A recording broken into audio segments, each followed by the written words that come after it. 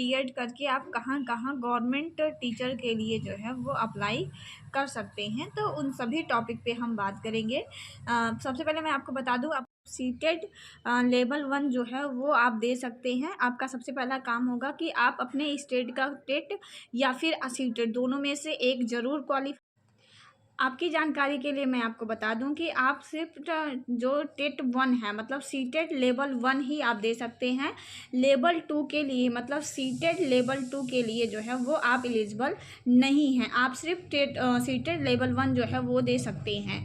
उसके बाद जस्ट मैं आपको बता दूं कि आप जो है सीटेट के बाद जो है आप कहाँ कहाँ गवर्नमेंट टीचर के लिए अप्लाई कर सकते हैं।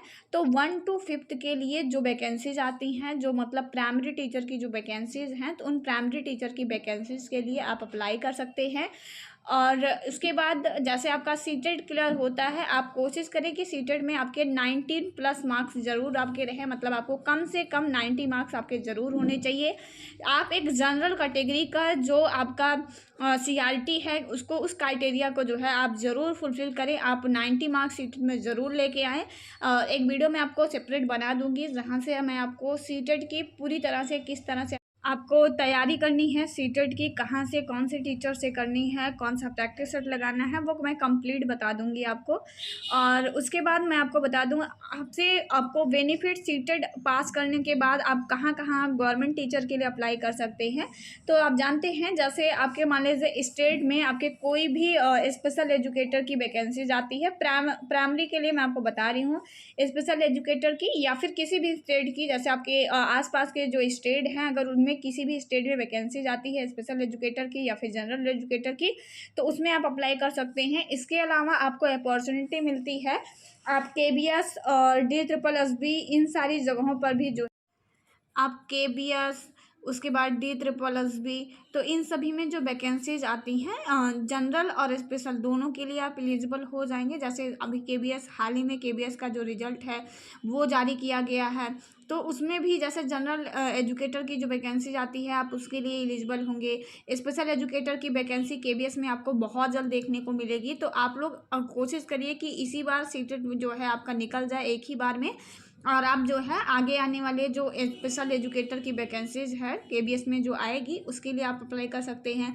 सुनने में आ रहा है कि बिहार में भी आपको स्पेशल एजुकेटर की एचआई फील्ड से करीब 1000 और सबसे ज़्यादा वीआई की पोस्टेज आपको देखने को मिलेंगी, तो उसके लिए भी आप जो है एलिजिबल हो जाएंगे।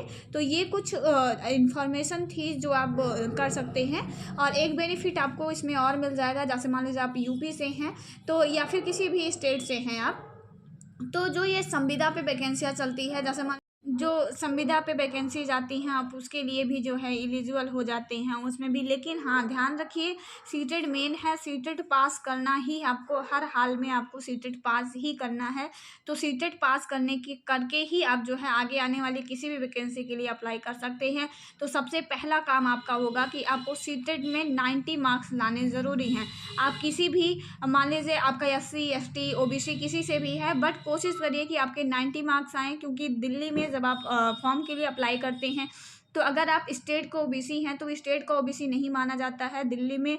अगर आप दिल्ली की फील्ड से आपका OBC है तो ही वो आपको जो है OBC में काउंट करेंगे, नहीं तो आप जनरल में काउंट होंगे। तो कोशिश करिए कि आपके 90 मार्क्स सीटेट में ज़रूर आएँ। मिलेंगे नेक्स्ट वीडियो में और इंटरेस्टिंग जानकारियों के लिए, तब तक के लिए जय हिंद, वंदे मातरम।